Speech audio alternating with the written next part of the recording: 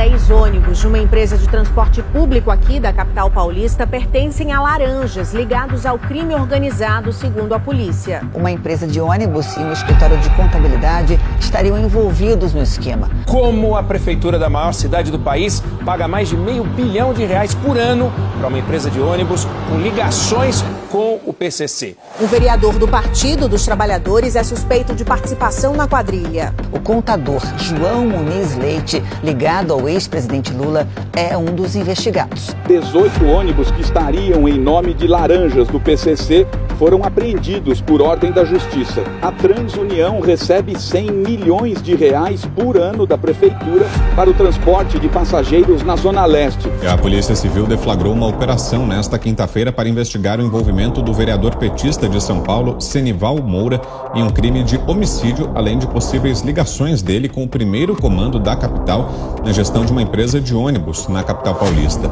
Segundo a Polícia Civil, o vereador Senival Moura, do PT, é um dos investigados no inquérito de lavagem de dinheiro no transporte público e também no assassinato. Gente, a Justiça Estadual de São Paulo determinou o bloqueio de R$40 milhões em bens de integrantes da facção criminosa PCC e do contador João Muniz Leite, que foi responsável pelo imposto de renda do ex-presidente Luiz Inácio Lula da Silva. Para os investigadores, existem indícios de que o contador seja coautor dos crimes de lavagem de dinheiro do PCC. João Muniz Leite, contador que fez o imposto de renda do ex-presidente Lula e que cuida da contabilidade de empresas do filho do petista, o Lulinha, é suspeito de lavar milhões de reais em loterias para o PCC. De acordo com a polícia, ele prestava serviço para o traficante Anselmo. Durante a Operação Lava Jato, ele prestou depoimento na condição de contador da família do ex-presidente Lula.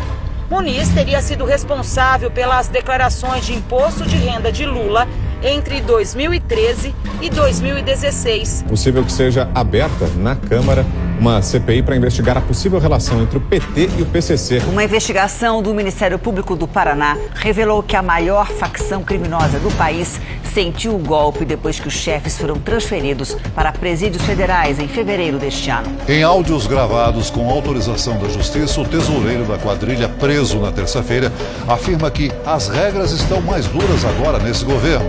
Segundo o criminoso, o diálogo era mais fácil em gestões anteriores. As gravações obtidas pelo Jornal da Record revelam pela primeira vez o impacto que as transferências dos chefes para presídios federais causou na comunicação interna da quadrilha. Os caras começaram o mandato agora, irmão. Agora que eles começaram o mandato.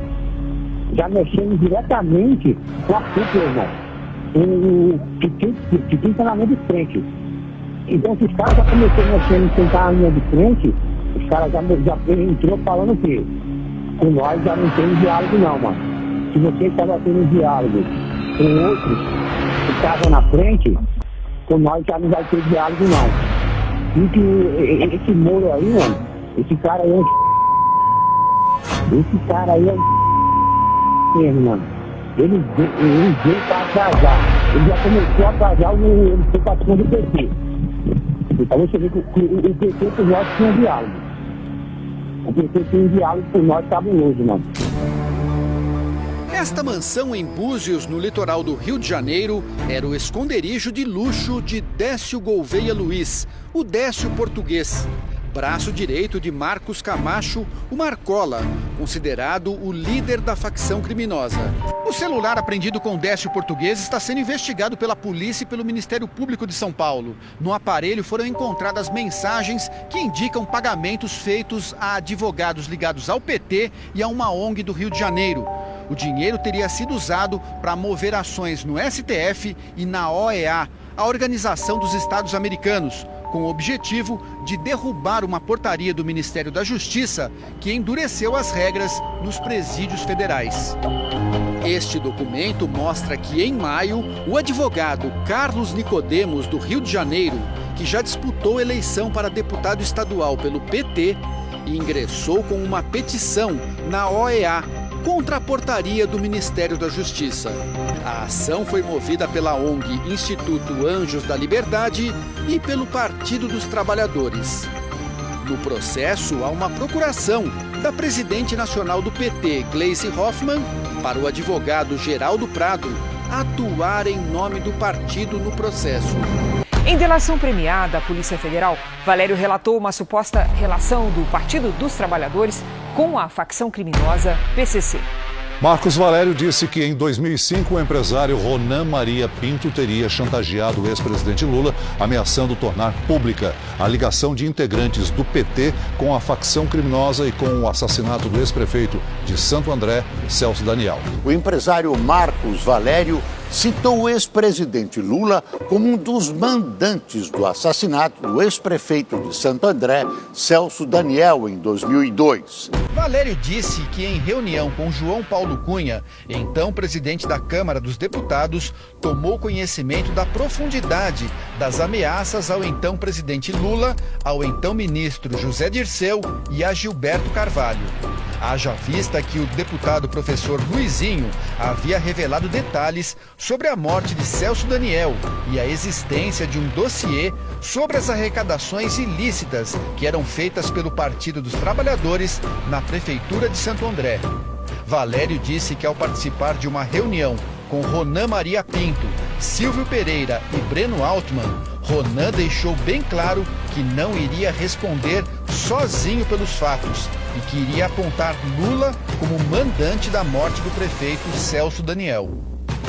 Marcos Valério disse ainda que após 2005, Lula indicou seu homem de confiança, Paulo Camoto, para intermediar um diálogo e que durante uma discussão, o Camoto o ameaçou, dizendo que havia muitas pessoas no PT que desejavam que fosse feito com ele o mesmo que fizeram com Celso Daniel. E que esse incidente deixou claro que havia envolvimento da cúpula do PT e do presidente Lula na morte do prefeito.